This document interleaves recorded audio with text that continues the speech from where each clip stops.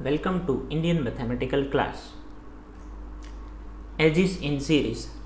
In a graph G, two edges are said to be in series if they have exactly one vertex in common.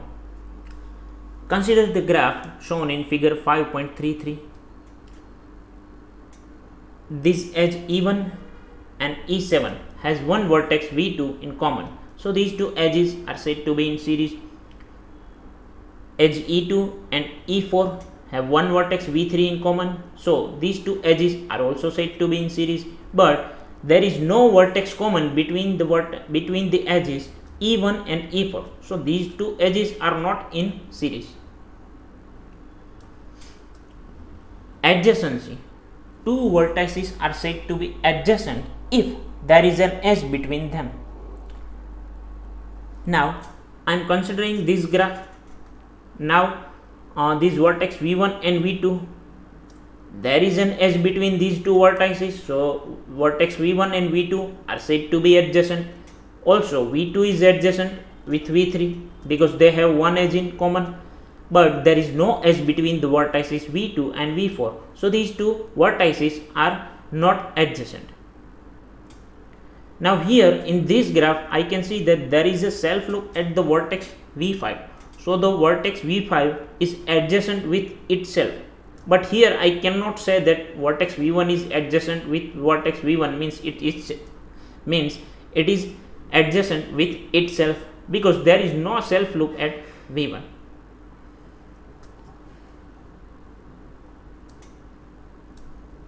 Matrix representation of graphs. A graph can be represented by a matrix. There are two ways of representing a graph by a matrix. First one is adjacent matrix and second one is incident matrix. Adjacency matrix of a non-directed graph. Let G be a graph with n vertices and no parallel edges.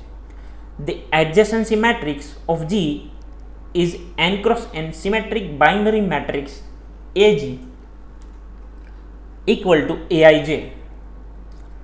Here the entry Aij will assume the value 1 if Vi and Vj are adjacent.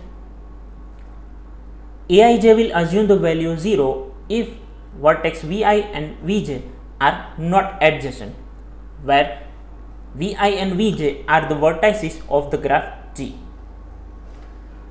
The adjacency matrix Ag of a graph G with n vertices is symmetric. The principal diagonal entries are all zeros if and only if G has no self loop. Means if you have considered a graph which does not have any self loop, then if you find the adjacency matrix of that graph, there will be all the entries 0 in the diagonal entries of that matrix. If I take sum of ith row, or if I take sum of all the elements of ith column, they will give me the degree of the vertex Vi.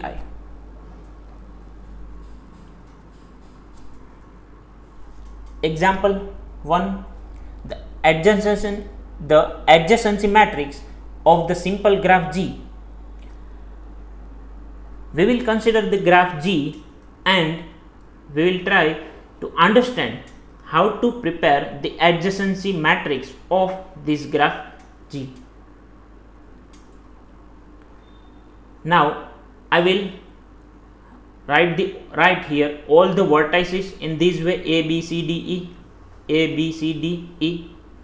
Now I can see here from the graph G that there is an edge between vertex A and B.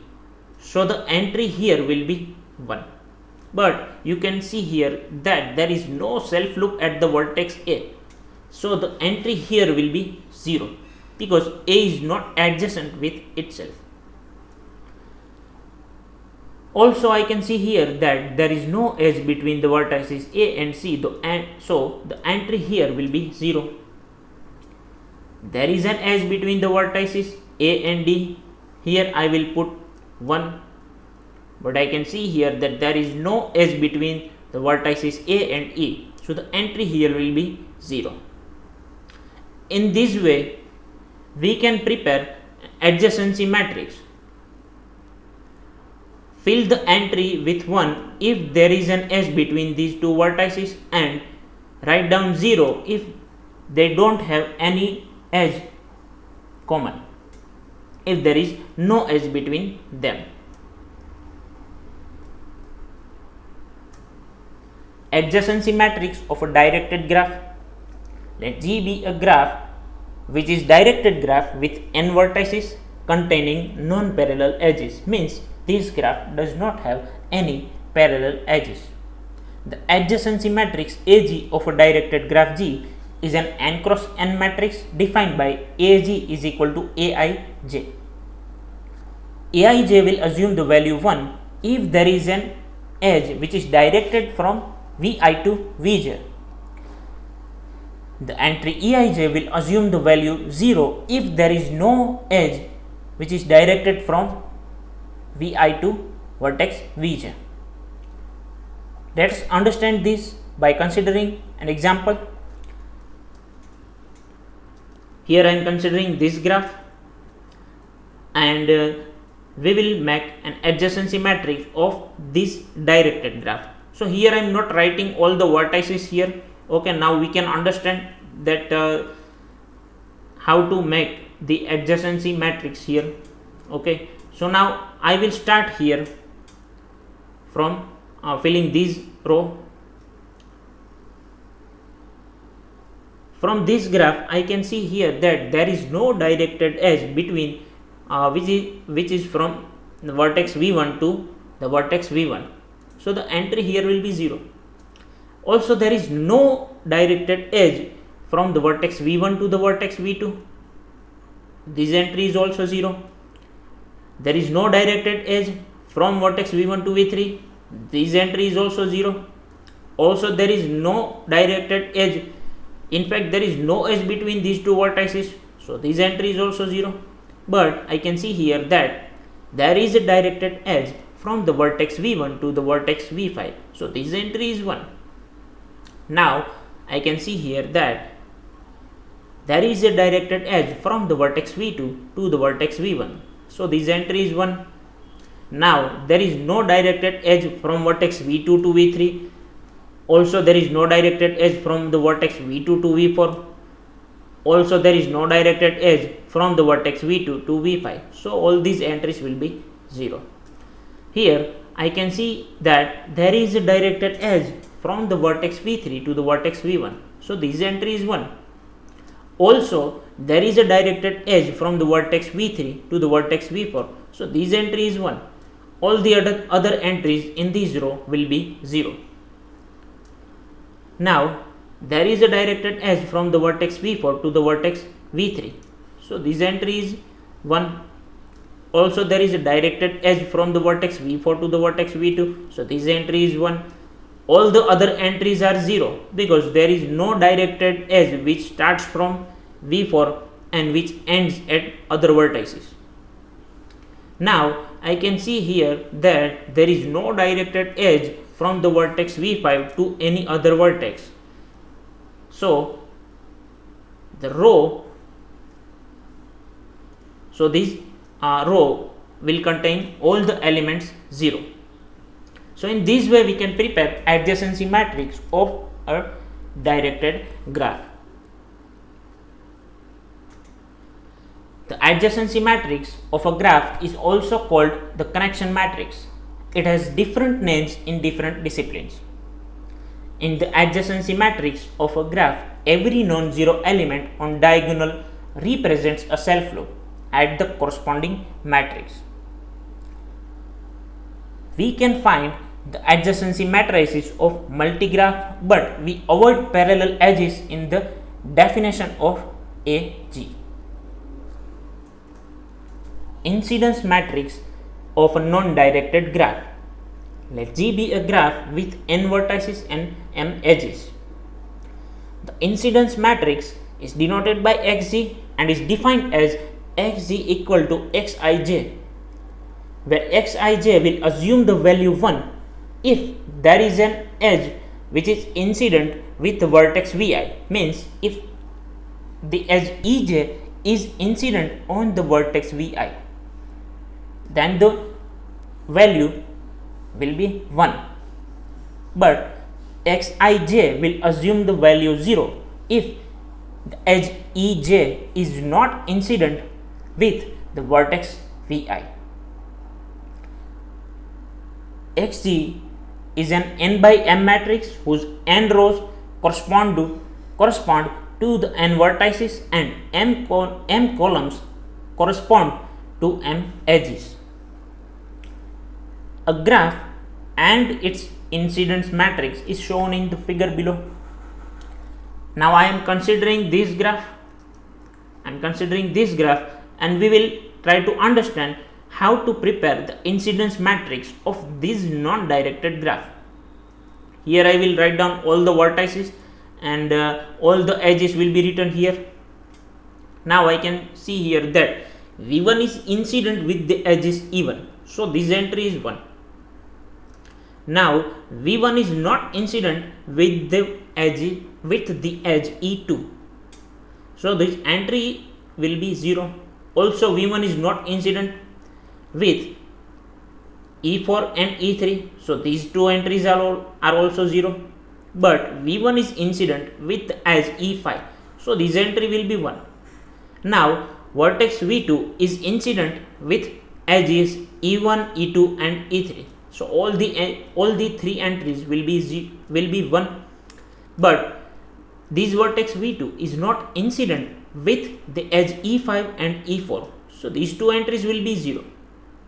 Proceeding in this way, we can fill all the entries of this incident matrix. So in this way, we can find the incidence matrix of any non-directed graph. The incidence matrix contains only two elements, 0 and 1.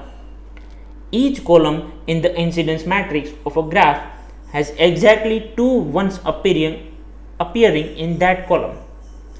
I can see here that there are exactly two ones. In every column. The sum of ones in each row represents the degree of the vertex corresponding to the row. If I take sum of all the entries of this row, then sum of all the entries of this row is 3. So it says that degree of this vertex V2 is 3.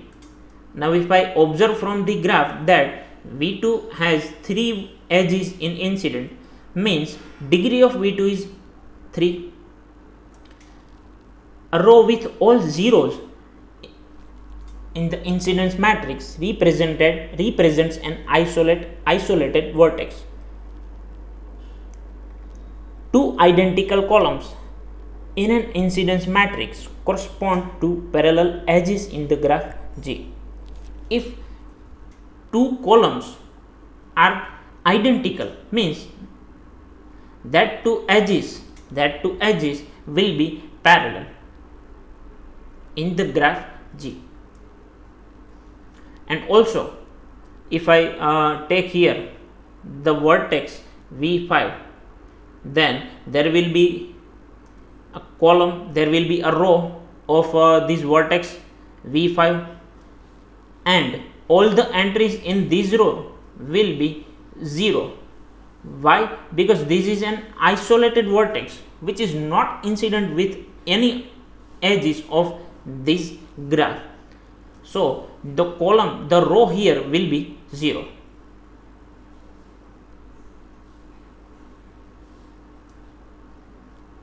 Also, if I add an edge between these two vertices, and if I name this edge as E6, then I have to write down one column here also. Then what will be the entries in this column E6? Here it will be 1, and there will be 1 here also, and rest of the entries will be 0. So here I can see that this column and this column are equal, means these two columns are identical. So from this line I can see here that these two edges are parallel. If these two edges are parallel, then their column will be identical.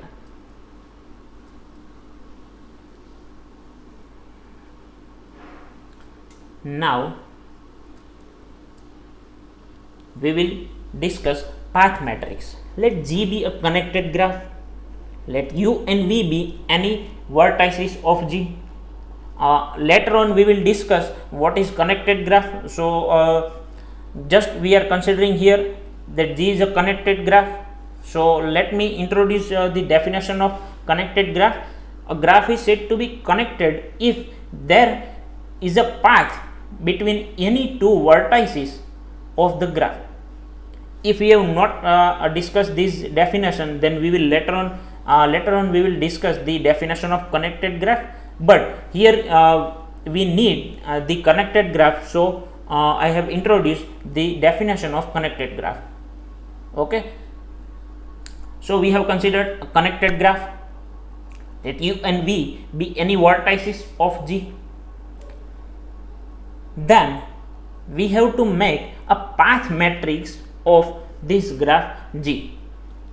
Then we know that how to make a path from one vertex to another vertex. A path is what? A path is a walk. A path is a walk in which no edge and no vertex is repeated. So I will write down first. I will write down the path, and if from one vertex to the other vertex I am considering a path, if any edge of the graph is considered in that path, then the entry will be 1, and if any edge of the graph is not taken in the path, then that entry will be 0. So let us consider a graph G to understand this path matrix. I am considering this graph. Now I want to reach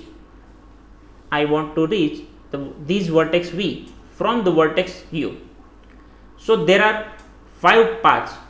So there are 5 possible paths from the vertex U to the vertex V.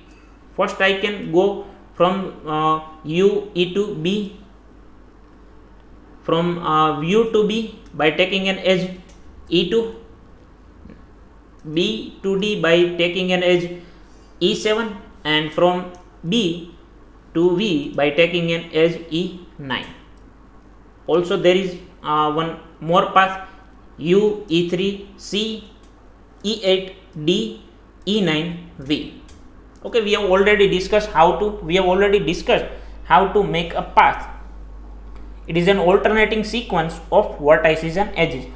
Also we have to remember one thing, that a path begins and ends at a vertex only. We cannot end or we cannot start any path or any walk from an edge. Okay, so remember this thing. So this is the second path. Now third path is what? U, E3, C, E5, A, E6, D, E9, V. Fourth path is this, and this is the fifth path. Okay, so now here I am writing down all the edges here and all the paths, all the possible paths from the vertices U to V here. Okay, before making path matrix, first we have to find all the possible paths between two vertices U and V that we have considered. So now we will learn how to fill the entries of this path matrix. Now see here, does this path contain the edge E1? Okay, there is no edge, so there is E1 edge is not considered in this path P1. So the entry here is 0. Okay, in path P1, can you see the edge E2? Yes. So the entry here will be 1.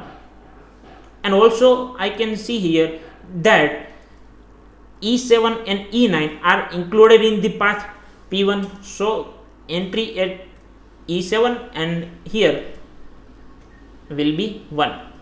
Rest of the entries will be 0. Now consider the path P2. This path contains edges E3, E8 and E9. So write down 1 here, here and here, and rest of the entries will be 0. Now consider the path P3. This path P3 contains edges E3, E5, E6 and E9. Now fill these entries with 1 and other entries with 0 of the same row. Now proceeding in this way, we can find the path matrix of the given graph. Thank you for watching the video. See you in the next lecture. Take care. Jai Hind.